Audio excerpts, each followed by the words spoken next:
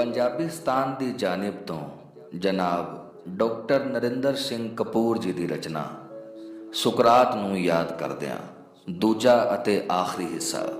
ਸੁਕਰਾਤ ਸਰਲ ਹੈ, ਪਲੈਟੋ ਜਟਿਲ ਹੈ, ਅਰਸਤੂ ਵਿਸ਼ਲੇਸ਼ਣੀ ਹੈ, ਸਿਕੰਦਰ ਕਾਰਜਸ਼ਾਲੀ ਹੈ। ਇਹ ਚਾਰੇ ਯੂਨਾਨ ਦੇ ਸ਼ਕਤੀਸ਼ਾਲੀ ਥੰਮ ਹਨ। ਸੁਕਰਾਤ ਨੇ ਬ੍ਰਹਮੰਡ ਬਾਰੇ, ਸੰਸਾਰ ਦਾ ਦ੍ਰਿਸ਼ਟੀਕੋਣ ਬਦਲਿਆ। ਕੁਦਰਤ ਬਾਰੇ ਸੋਚਣ ਵਾਲੇ ਅਨੇਕਾਂ ਸਨ। ਸੁਕਰਾਤ ਨੇ ਮਨੁੱਖ ਬਾਰੇ ਸੋਚਣ ਵਿੱਚ ਪਹਿਲ ਕੀਤੀ। ਹੋਰ ਚਿੰਤਕਾਂ ਨਾਲੋਂ ਸੁਕਰਾਤ ਦਾ ਵਖਰੇਵਾਂ ਇਹ ਸੀ ਕਿ ਉਹ ਆਪਣੀ ਅਗਿਆਨਤਾ ਪ੍ਰਤੀ ਸੁਚੇਤ ਸੀ। ਉਹ ਕਿਹਾ ਕਰਦਾ ਸੀ ਕਿ ਲੋੜ ਗਿਆਨ ਪ੍ਰਾਪਤ ਕਰਨ ਦੀ ਹੀ ਨਹੀਂ, ਅਗਿਆਨਤਾ ਤਿਆਗਣ ਦੀ ਵੀ ਹੈ। ਸੁਕਰਾਤ ਨੇ ਸੰਸਾਰ ਨੂੰ ਦੱਸਿਆ ਕਿ ਸਭ ਤੋਂ ਉੱਚਾ ਗਿਆਨ ਆਪੇ ਦੀ ਸੋਝੀ ਹੁੰਦਾ ਹੈ। ਸੁਕਰਾਤ ਦੇ ਕਈ ਸੰਕਲਪਾਂ ਨੂੰ ਮਗਰੋਂ ਵਿਭਿੰਨ ਧਰਮਾਂ ਨੇ ਅਪਣਾਇਆ। ਸੁਕਰਾਤ ਦੇ ਇੱਕ ਇੱਕ ਵਾਕ ਦੇ ਵਿਸ਼ਲੇਸ਼ਣ ਲਈ ਗ੍ਰੰਥ ਲਿਖੇ ਗਏ ਅਤੇ ਇਹਨਾਂ ਗ੍ਰੰਥਾਂ ਨੂੰ ਰੱਖਣ ਲਈ ਲਾਇਬ੍ਰੇਰੀਆਂ ਉਸਾਰੀਆਂ ਗਈਆਂ। ਸੁਕਰਾਤ ਨੇ ਆਪਣੇ ਜੀਵਨ ਦੌਰਾਨ ਹੀ ਜ਼ਿੰਦਗੀ ਦੇ ਪੈਮਾਨੇ ਬਦਲ ਦਿੱਤੇ ਸਨ। ਉਸ ਨੇ ਹੀ ਦੱਸਿਆ ਕਿ ਮਨੁੱਖ ਨੂੰ ਜਿਉਣਾ ਕਿਵੇਂ ਚਾਹੀਦਾ ਹੈ, ਸੋਚਣਾ ਕਿਵੇਂ ਚਾਹੀਦਾ ਹੈ ਅਤੇ ਮਰਨਾ ਕਿਵੇਂ ਚਾਹੀਦਾ ਹੈ। ਉਸ ਦੇ ਨੈਣ ਨਕਸ਼ਾਂ ਵਿੱਚ ਸਦੀਵੀ ਪ੍ਰਸ਼ਨ ਉੱਤਰ ਸਨ ਅਤੇ ਉਸ ਦੀ ਚਾਲ ਵਿੱਚ ਜ਼ਮਾਨੇ ਤੋਂ ਅੱਗੇ ਰਹਿਣ ਵਾਲੀ ਦਲੇਰੀ ਅਤੇ ਦ੍ਰਿੜਤਾ ਸੀ। ਉਹ 1000 ਸਾਲ ਨਾਲੋਂ ਵੀ ਵਧੇਰੇ ਉਮਰ ਦਾ ਲੱਗਦਾ ਸੀ। ਉਹ ਸੰਸਾਰ ਦਾ ਪਹਿਲਾ ਵਿਸ਼ਵ ਨਾਗਰਿਕ ਸੀ ਜਿਸ ਨੇ ਸਾਰੇ ਸੰਸਾਰ ਦੇ ਸੰਦਰਭ ਵਿੱਚ ਸੋਚਿਆ। ਉਸ ਨੇ ਕਿਸੇ ਦਾ ਵਿਚਾਰ ਨਹੀਂ ਮੰਨਿਆ ਅਤੇ ਸਭ ਕੁਝ ਆਪ ਸੋਚਿਆ। ਖੋਜਵੇਂ ਪ੍ਰਸ਼ਨ ਉੱਤਰ ਵਾਲੀ ਉਸ ਦੀ ਵਿਧੀ ਨੂੰ ਸੁਕਰਾਤੀ ਵਿਧੀ ਵਜੋਂ ਜਾਣਿਆ ਜਾਂਦਾ ਹੈ। ਸੁਕਰਾਤ ਦੇ ਸੁਤੰਤਰ ਵਿਚਾਰਾਂ ਕਰਕੇ ਯੂਨਾਨ ਦੇ ਜਵਾਨ ਉਸ ਦੇ ਮਤਵਾਲੇ ਸਨ, ਪਰ ਉਹਨਾਂ ਦੇ ਮਾਪੇ ਅਤੇ ਹਾਕਮ ਇਹਨਾਂ ਜਵਾਨਾਂ ਦੇ ਘੋਖਵੇਂ ਪ੍ਰਸ਼ਨਾਂ ਕਾਰਨ ਪਰੇਸ਼ਾਨ ਹੋਣ ਕਾਰਨ ਸੁਕਰਾਤ ਦੇ ਵਿਰੋਧੀ ਸਨ। ਸੁਕਰਾਤ ਨੂੰ ਬਦਨਾਮ ਕਰਕੇ ਆਪ ਪ੍ਰਸਿੱਧ ਹੋਣ ਦੇ ਉਦੇਸ਼ ਨਾਲ 3 ਦੋਖੀਆਂ ਨੇ ਸੁਕਰਾਤ ਤੇ ਦੋਸ਼ ਲਾਇਆ ਕਿ ਉਹ ਦੇਵਤਿਆਂ ਦਾ ਸਤਿਕਾਰ ਨਹੀਂ ਸੀ ਕਰਦਾ ਅਤੇ ਉਸ ਦੇ ਨਵੇਂ ਵਿਚਾਰ ਜਵਾਨਾਂ ਨੂੰ ਭ੍ਰਿਸ਼ਟ ਕਰਕੇ ਕੁਰਾਹੇ ਪਾ ਰਹੇ ਸਨ। ਸੁਕਰਾਤ ਨੇ ਦੇਵਤਿਆਂ ਨੂੰ ਪਸ਼ੂਆਂ ਦੀ ਬਲੀ ਦੇਣ ਦੀ ਰੀਤ ਨੂੰ ਕੋਝੀ ਕਿਸਮ ਦੀ ਰਿਸ਼ਵਤ ਦੱਸਿਆ ਸੀ ਅਤੇ ਜਵਾਨਾਂ ਨੂੰ ਉਹ ਕਿਸੇ ਗ੍ਰੰਥ ਨੂੰ ਮੰਨਣ ਦੀ ਥਾਂ ਆਪ ਸੋਚਣ ਅਤੇ ਆਪਣਾ ਮਾਰਗ ਆਪ ਚੁਣਨ ਲਈ ਪ੍ਰੇਰਦਾ ਸੀ। ਉਸ ਸਮੇਂ ਸੁਕਰਾਤ ਦਾ ਨਿਵਾਸ ਸਥਾਨ ਐਥਨਸ ਯੂਨਾਨ ਦੀ ਇੱਕ ਛੋਟੀ ਜਿਹੀ ਰਿਆਸਤ ਸੀ ਜਿਸ ਨੂੰ ਸੰਸਾਰ ਦਾ ਸਭ ਤੋਂ ਅਕਲਮੰਦ ਪ੍ਰਜਾਤੰਤਰ ਮੰਨਿਆ ਜਾਂਦਾ ਸੀ, ਜਿਹੜਾ 27 ਸਾਲ ਦੇ ਲੰਮੇ ਯੁੱਧ ਨਾਲ ਪੀੜਤ ਅਤੇ ਹਾਰ ਨਾਲ ਥੱਕਿਆ ਹੋਇਆ ਸੀ। ਨੈਤਿਕ ਪਤਨ ਕਾਰਨ ਹਾਕਮ ਉਸ ਨਾਲ ਹੀ ਨਹੀਂ, ਉਸ ਦੇ ਸ਼ਿਸ਼ਾਂ ਨਾਲ ਵੀ ਚਿੜੇ ਹੋਏ ਸਨ, ਜਿਸ ਕਾਰਨ ਸੁਕਰਾਤ ਤੇ 30 ਸਾਲ ਤੋਂ ਘੱਟ ਉਮਰ ਦੇ ਵਿਅਕਤੀਆਂ ਨਾਲ ਗੱਲਬਾਤ ਕਰਨ ਦੀ ਪਾਬੰਦੀ ਲੱਗੀ ਹੋਈ ਸੀ। ਹਾਕਮ ਤਰਕਸ਼ੀਲ ਅਤੇ ਵਿਕਾਸਵਾਦੀ ਸੁਕਰਾਤ ਤੋਂ ਛੁਟਕਾਰਾ ਪਾਉਣਾ ਚਾਹੁੰਦੇ ਸਨ। ਸੁਕਰਾਤ ਤੇ ਦਾਇਰ ਕੀਤਾ ਗਿਆ ਮੁਕੱਦਮਾ ਇਸੇ ਵਿਉਂਤ ਦਾ ਭਾਗ ਸੀ। ਸੰਸਾਰ ਦਾ ਸਭ ਤੋਂ ਵੱਧ ਦਿਲਚਸਪ ਅਦਾਲਤੀ ਦ੍ਰਿਸ਼ ਸੁਕਰਾਤ ਦਾ ਮੁਕੱਦਮਾ ਮੰਨਿਆ ਗਿਆ ਹੈ, ਜਿਸ ਵਿੱਚ 501 ਜੱਜ ਬੈਠੇ ਸਨ। ਐਥਨਸ ਵਾਸੀ ਬੜੇ ਮੁਕੱਦਮੇਬਾਜ਼ ਸਨ। ਕੋਈ ਵੀ ਕਿਸੇ ਤੇ ਕੋਈ ਦੋਸ਼ ਲਾ ਸਕਦਾ ਸੀ ਅਤੇ ਦੋਸ਼ੀ ਨੂੰ ਆਪ ਆ ਕੇ ਆਪਣਾ ਪੱਖ ਸਪਸ਼ਟ ਕਰਨਾ ਪੈਂਦਾ ਸੀ। ਮੁਕੱਦਮੇ ਦੀ ਸਾਰੀ ਕਾਰਵਾਈ ਇੱਕ ਦਿਨ ਵਿੱਚ ਨਿਪਟਾਉਣ ਦੀ ਰੀਤ ਸੀ ਅਤੇ ਮੌਤ ਦੀ ਸਜ਼ਾ ਤੇ ਅਗਲੇ ਹੀ ਦਿਨ ਤਾਮੀਲ ਹੋ ਜਾਂਦੀ ਸੀ। ਸੁਕਰਾਤ ਵਕੀਲਾਂ ਨੂੰ ਕਾਨੂੰਨੀ ਵੇਸਵਾਵਾਂ ਕਹਿੰਦਾ ਸੀ, ਸੋ ਉਸ ਨੇ ਆਪਣਾ ਮੁਕੱਦਮਾ ਆਪ ਲੜਿਆ। ਅਦਾਲਤ ਵਿੱਚ ਸੁਕਰਾਤ ਆਪਣੇ ਇਤਿਹਾਸਕ ਬਿਆਨ ਨਾਲ ਪੱਖਪਾਤੀ ਜੱਜਾਂ ਦੀ ਹਮਦਰਦੀ ਤਾਂ ਨਾ ਜਿੱਤ ਸਕਿਆ, ਪਰ ਉਸ ਨੇ ਆਉਣ ਵਾਲੀਆਂ ਪੀੜ੍ਹੀਆਂ ਦੇ ਦਿਲ ਜਿੱਤ ਲਏ। ਸੁਕਰਾਤ ਦੇ ਹੋਰਾਂ ਦੋਸਤਾਂ ਮਿੱਤਰਾਂ ਨਾਲ ਉਸ ਦਾ ਮੁੱਖ ਸ਼ਿਸ਼ ਪਲੈਟੋ ਵੀ ਮੁਕੱਦਮੇ ਦੀ ਕਾਰਵਾਈ ਵੇਖਣ ਵਾਲਿਆਂ ਵਿੱਚ ਸ਼ਾਮਿਲ ਸੀ। ਸੁਕਰਾਤ ਨੇ ਆਪਣੇ ਲੰਮੇ ਬਿਆਨ ਵਿੱਚ ਕਿਹਾ, ਮੇਰੇ ਤੇ ਦੋਸ਼ ਹੈ ਕਿ ਮੈਂ ਅਪਵਿੱਤਰ ਵਿਚਾਰਾਂ ਵਾਲਾ ਹਾਂ। ਇਸ ਦਾ ਅਰਥ ਇਹੀ ਨਿਕਲਦਾ ਹੈ ਕਿ ਤੁਸੀਂ ਪਵਿੱਤਰ ਵਿਚਾਰਾਂ ਵਾਲੇ ਹੋ। ਮੈਂ ਕਹਿੰਦਾ ਹਾਂ ਕਿ ਅਣਪਰਖਿਆ ਜੀਵਨ ਨਹੀਂ ਹੁੰਦਾ ਅਤੇ ਜੀਵਨ ਦੀ ਪਰਖ ਕਰਨ ਲਈ ਸੋਚਣਾ ਨਾ ਅਪਰਾਧ ਹੈ ਨਾ ਪਾਪ ਹੈ। ਤੁਹਾਡਾ ਇਤਰਾਜ਼ ਹੈ ਕਿ ਮੈਂ ਨਵੇਂ ਢੰਗ ਨਾਲ ਸੋਚਦਾ ਹਾਂ। ਕੀ ਇਹ ਦੋਸ਼ ਹੈ? ਇਹ ਕਿਸ ਕਿਸਮ ਦਾ ਦੋਸ਼ ਹੈ? ਤੁਸੀਂ ਕਹਿੰਦੇ ਹੋ ਕਿ ਜੇ ਮੈਂ ਸੋਚਣਾ ਬੋਲਣਾ ਬੰਦ ਕਰ ਦੇਵਾਂ ਤਾਂ ਤੁਸੀਂ ਮੈਨੂੰ ਬਰੀ ਕਰ ਦੇਵੋਗੇ। ਮੈਂ ਤੁਹਾਡਾ ਨਹੀਂ, ਸੋਚਣ ਦੀ ਯੋਗਤਾ ਦੇਣ ਵਾਲੇ ਰੱਬ ਦਾ ਆਦੇਸ਼ ਮੰਨਾਂਗਾ ਅਤੇ ਸੱਚ ਦੀ ਖੋਜ ਵਾਲਾ ਆਪਣਾ ਮਾਰਗ ਕਦੇ ਨਹੀਂ ਤਿਆਗਾਂਗਾ।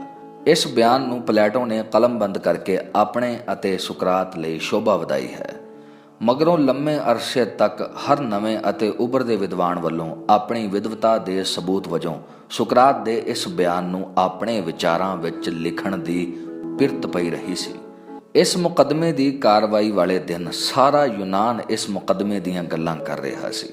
ਐਥਨਸ ਦੇ ਘਰ ਖਾਲੀ ਸਨ। 5 ਮੀਲ ਲੰਮੀ ਜਰਨੈਲੀ ਸੜਕ ਤੇ ਭੀੜ ਸੀ।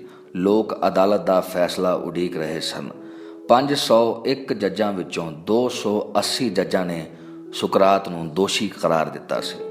ਉਸ ਸਮੇਂ ਦੋਸ਼ੀ ਕਰਾਰ ਦਿੱਤੇ ਜਾਣ ਤੇ ਦੋਸ਼ੀ ਨੂੰ ਆਪਣੀ ਸਜ਼ਾ ਆਪ ਤਜਵੀਜ਼ ਕਰਨ ਦਾ ਅਧਿਕਾਰ ਸੀ। ਜੇ ਸੁਕਰਾਤ ਚਾਹੁੰਦਾ ਤਾਂ ਬਰੀ ਹੋਣ ਲਈ ਉਹ ਐਥਨਸ ਛੱਡ ਕੇ ਜਾ ਸਕਦਾ ਸੀ, ਪਰ ਉਸਨੇ ਕਿਹਾ ਕਿ ਜੇ ਮੇਰੇ ਲਈ ਇੱਥੇ ਥਾਂ ਨਹੀਂ ਤਾਂ ਮੇਰੇ ਲਈ ਕਿਧਰੇ ਵੀ ਥਾਂ ਨਹੀਂ। ਜਦੋਂ ਉਸ ਨੂੰ ਆਪਣੇ ਅਪਰਾਧ ਦਾ ਆਪ ਹੀ ਜੁਰਮਾਨਾ ਤਜਵੀਜ਼ ਕਰਨ ਲਈ ਕਿਹਾ ਗਿਆ ਤਾਂ ਸੁਕਰਾਤ ਨੇ ਕੇਵਲ 1 ਸਿੱਕਾ ਜੁਰਮਾਨੇ ਵਜੋਂ ਅਦਾ ਕਰਨ ਦੀ ਪੇਸ਼ਕਸ਼ ਕੀਤੀ, ਜਿਸ ਕਾਰਨ ਸਭਾ ਵਿੱਚ ਹਾਸਾ ਮਚਣ ਕਾਰਨ ਕਈ ਹੋਰ ਜੱਜ ਉਸ ਨਾਲ ਚਿੜ ਗਏ ਅਤੇ 501 ਵਿੱਚੋਂ 380 ਜੱਜਾਂ ਨੇ ਉਸ ਨੂੰ ਮੌਤ ਦੀ ਸਜ਼ਾ ਸੁਣਾਈ।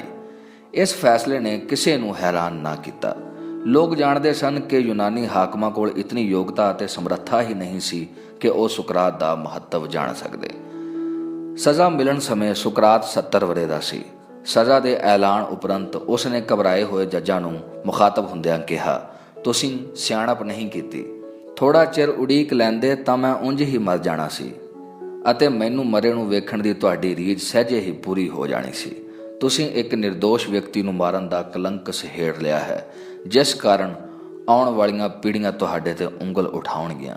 ਭਾਵੇਂ ਮੈਂ ਸਿਆਣਾ ਨਹੀਂ, ਪਰ ਸਮਾਂ ਮੈਨੂੰ ਸਿਆਣਾ ਅਤੇ ਤੁਹਾਨੂੰ ਦੋਸ਼ੀ ਸਿੱਧ ਕਰੇਗਾ ਅਤੇ ਇਤਿਹਾਸ ਤੁਹਾਨੂੰ ਪੁੱਛੇਗਾ ਕਿ ਤੁਸੀਂ ਆਪਣੇ ਸਿਆਣਿਆਂ ਨਾਲ ਅਜਿਹਾ ਵਿਹਾਰ ਕਿਉਂ ਕੀਤਾ।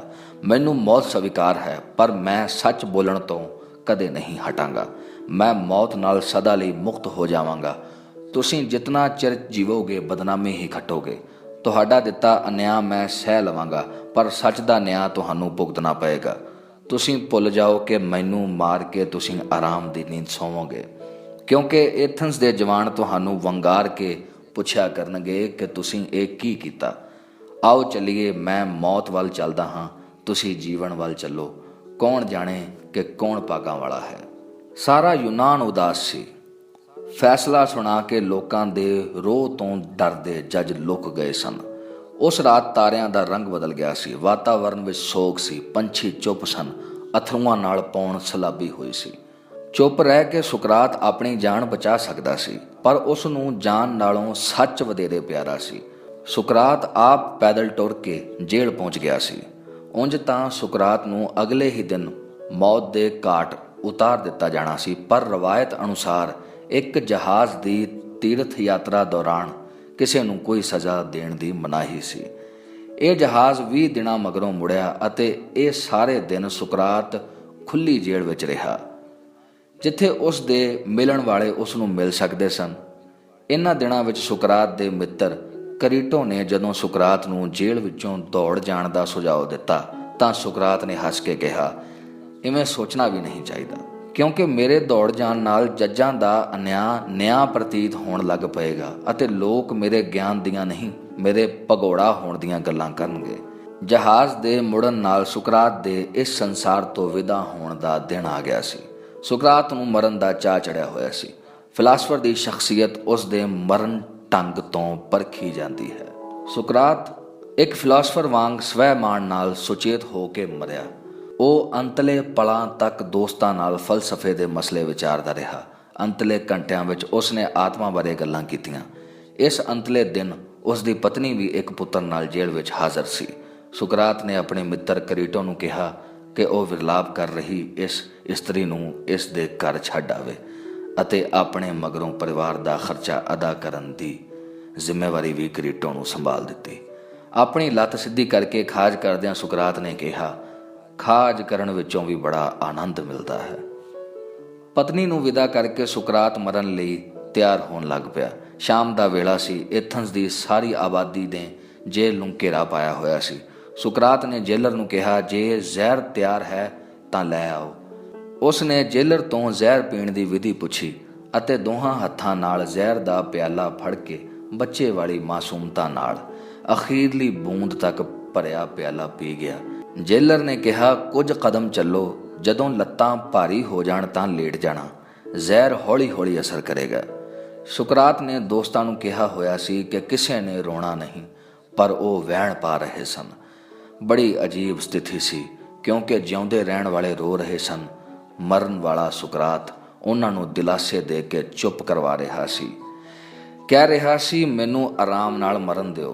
ਬੜੀ ਅਜੀਬ ਸਥਿਤੀ ਸੀ, ਕਿਉਂਕਿ ਜਿਉਂਦੇ ਰਹਿਣ ਵਾਲੇ ਰੋ ਰਹੇ ਸਨ, ਪਰ ਮਰਨ ਵਾਲਾ ਸੁਕਰਾਤ ਉਹਨਾਂ ਨੂੰ ਦਿਲਾਸੇ ਦੇ ਕੇ ਚੁੱਪ ਕਰਵਾ ਰਿਹਾ ਸੀ ਅਤੇ ਕਹਿ ਰਿਹਾ ਸੀ, ਮੈਨੂੰ ਆਰਾਮ ਨਾਲ ਮਰਨ ਦਿਓ।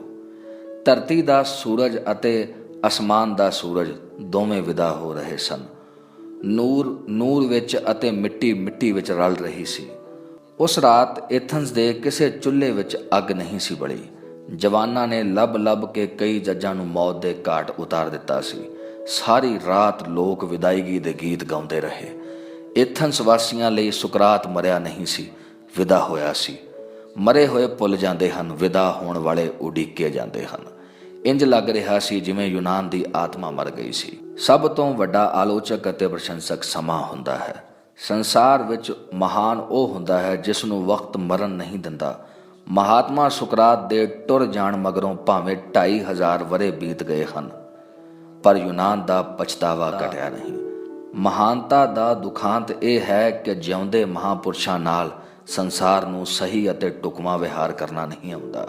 ਸੁਕਰਾਤ ਪ੍ਰਗਟਾਵੇ ਅਤੇ ਸੋਚਣ ਦੀ ਸੁਤੰਤਰਤਾ ਲਈ ਕੀਤੇ ਸੰਗਰਾਮ ਦਾ ਪਹਿਲਾ ਮਹਾਨ ਅਤੇ ਅਮਰ ਸ਼ਹੀਦ ਸੀ। ਸੁਕਰਾਤ ਅੱਜ ਵੀ ਮਾਨਵਤਾ ਦੇ ਚੇਤਿਆਂ ਵਿੱਚ ਘੁੰਮਦਾ ਵੇਖਿਆ ਜਾ ਸਕਦਾ ਹੈ। ਸੁਕਰਾਤ ਸੰਸਾਰ ਦੀ ਹਰ ਲਾਇਬ੍ਰੇਰੀ ਵਿੱਚ ਹਾਜ਼ਰ ਹੈ। ਬਹੁਤ ਸ਼ੁਕਰੀਆ ਜੀ।